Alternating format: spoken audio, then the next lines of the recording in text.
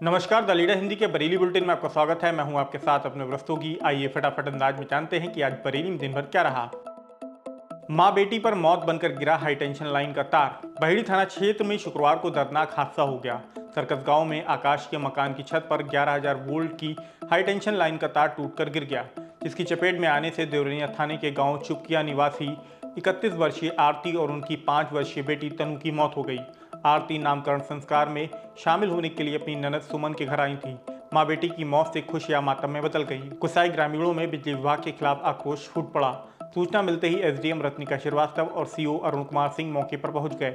उन्हें भी विरोध का सामना करना पड़ा। एसडीएम ने पुलिस सुरक्षा में बिजली विभाग के एक्सीएन चमन प्रकाश, एसडीओ ग्रामीण प्रेमचंद यादव, एसडीओ नगर अमित गंगवार को मौके पर बुलाया। एसडीओ ने मौके पर माना कि लाइनमैन की लापरवाही है, उसको तत्काल प्रभाव से निलंबित कर दिया। साथ ही मृतकों के परिजनों को 10 लाख रुपए का मुआवजा दिए जाने का आश्वासन दिया। उसके बाद ही शवों को पोस्टमार्टम के लिए भेजा जा सका। हादसे में बरेली के 2 कांवड़ियों की हरिद्वार में मौत। शेरगढ़ थाना क्षेत्र के गांव पनवड़िया निवासी शिव भक्तों के साथ हरिद्वार जाते वक्त बिजनौर में बड़ा हादसा हो गया। गांव के प्रधान ओम प्रकाश गंगवार के बेटे 22 वर्षीय अखिलेश की बाइक में बिजनौर जिले के थाना अफजलगढ़ के गांव आसिफाबाद के पास तेज रफ्तार डंपर ने टक्कर मार दी। इससे अखिलेश और 24 वर्षीय शिवम की मौके पर ही मौत हो गई। बिजनौर पुलिस ने शवों को पोस्टमार्टम कराया। गांव में हादसे की सूचना से मातम पसरा है। प्रधान समेत तमाम लोग बिजनौर के लिए रवाना हो गए हैं। आय के मामले में यूपी में दूसरे नंबर पर रहा बीडीए। वित्तीय वर्ष 2023-24 में बरेली विकास प्राधिकरण आय के मामले में यूपी में दूसरे स्थान पर रहा।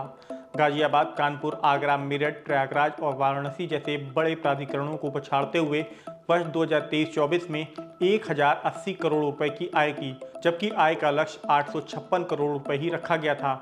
बीडीए के बेहतर प्रदर्शन पर अपर मुख्य सचिव आवास एवं शहरी नियोजन डॉक्टर नितिन रमेश गोकर्ण ने शुक्रवार को बीडीए वीसी मणिकंदन ए को प्रशस्ति पत्र प्रदान करा। बिना सूचना के गैर हाजिर रहने पर सिपाही सस्पेंड। एसएसपी अनुराग आर ने थाना बारातरी में तैनात सिपाही ताराचंद को बिना सूचना दिए लंबे समय से ड्यूटी से गैर हाजिर रहने पर निलंबित कर दिया है। सिपाही को बीती मई में चुनाव ड्यूटी के लिए दूसरे जिलों में भेजा गया था।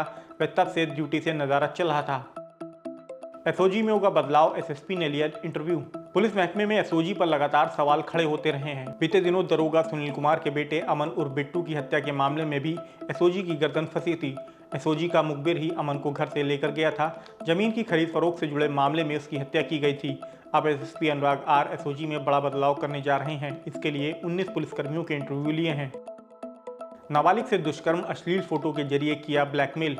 आंवला निवासी 15 वर्षीय नाबालिग से पड़ोस में रहने वाले अरुण और शितव ने कोल्ड ड्रिंक में नशा देकर दुष्कर्म करा।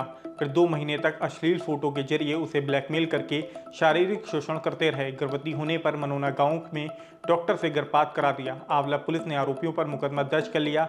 मामले में पीड़िता का कहना है कि पुलिस ने साठगांठ करके शितव और डॉक्टर को थाने से छोड़ दिया। पीड़िता ने शुक्रवार को अखिल भारतीय क्षत्रिय महासभा के साथ एसएसपी से मिलकर न्याय की गुहार लगाई है। वहीं एसपी साउथ मानुष पारिक का कहना है कि पीड़िता के एफआईआर, पुलिस और मजिस्ट्रेट के सामने दिए गए बयानों में कतिपय अंतर है, इसलिए गिरफ्तारी से पहले ठोस साक्ष्य संकलन जरूरी है। इससे पीड़ित परिवार को अवगत करा दिया गया था, लेकिन उनके द्वारा मकान पर बिकाऊ लिखकर पुलिस पर दबाव बनाया जा रहा है। दरोगा ने बैंक मैनेजर पत्नी को पीटा, मुकदमा दर्ज। लोहिया विहार कॉलोनी में रहने वाली दूसरे समुदाय की महिला ने दरोगा शशांक से लव मैरिज की है। उनका आरोप है कि बीती 7 जुलाई को उन्हें मृत बेटा पैदा हुआ। इसके बाद से शशांक उनके साथ मारपीट करने लगे। उन्होंने पति को जितना समझाया वो उतना ही मारपीट करने लगे। महिला ने एसएसपी अनुराग आर से शिकायत करी तो सीबीगंज थाने में दरोगा के खिलाफ मुकदमा दर्ज कर लिया गया है। बिजली विभाग को नींद से जगाने के लिए किया राधे राधे का जाप। भीषण गर्मी में बिजली कटौती से ज्यादातर इलाकों के लोग परेशान हैं। सुभाष नगर इलाके का हाल तो सबसे बुरा है। पहले भी कई बार जनता प्रदर्शन और उपकेंद्र का घेराव कर चुकी है, लेकिन बिजली महकमे के अफसरों की नींद नहीं टूटी। गुरुवार को रात भर इलाके में लाइट नहीं आई तो लोग उमस से बिलबिला उठे। तड़के 4 बजे प्रभात फेरी के साथ सुभाष नगर सब स्टेशन पहुंच गए और राधे राधे का जाप किया। ईश्वर से बिजली विभाग के अफसरों को सद्बुद्धि देने की प्रार्थना की। छात्रा की बरामदगी के लिए हिंदू संगठनों ने घेरा थाना। भोजीपुरा के एक गांव में रहने वाली बीएससी की छात्रा 13 जुलाई को कोचिंग पढ़ने गई थी। इस दौरान गांव में ही रहने वाला दूसरे समुदाय का युवक मोहम्मद अरशद उसे बहला फुसलाकर भगा ले गया था। मुकदमा दर्ज करने के बावजूद पुलिस उसे बरामद नहीं कर पाई। इस पर गुस्साए परिजनों और हिंदू संगठनों ने देर रात भोजीपुरा थाने का घेराव किया। सूचना पर SP north Mukesh Chandra Mishra, CO highway Nitin Kumar force के साथ मौके पर पहुंच गए। उन्होंने भीड़ को बमुश्किल समझाया।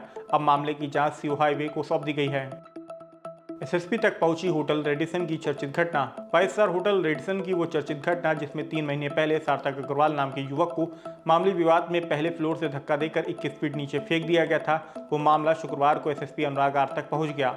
सार्थक अग्रवाल के पिता संजय अग्रवाल ने एसएसपी को घटना की जानकारी देते हुए बताया कि मुकदमा दर्ज करने के बाद भी अभी तक पुलिस ने आरोपी कारोबारी सतीश अरोड़ा को गिरफ्तार नहीं किया है। उधर इज्जतनगर के थाना प्रभारी राधेश्याम का कहना है कि हाईकोर्ट से आरोपियों को 22 जुलाई तक स्टे मिला था। पीड़ित पक्ष को इस बारे में बता दिया गया था। यह देखने के बाद हाईकोर्ट में अब क्या स्थिति है, कार्रवाई करेंगे। फिलहाल आज के बरेली बुलेटिन में इतना ही। बरेली से जुड़ी ऐसी ही अन्य अपडेट्स पाने के लिए द लीडर हिंदी को सब्सक्राइब करना बिल्कुल ना भूलें।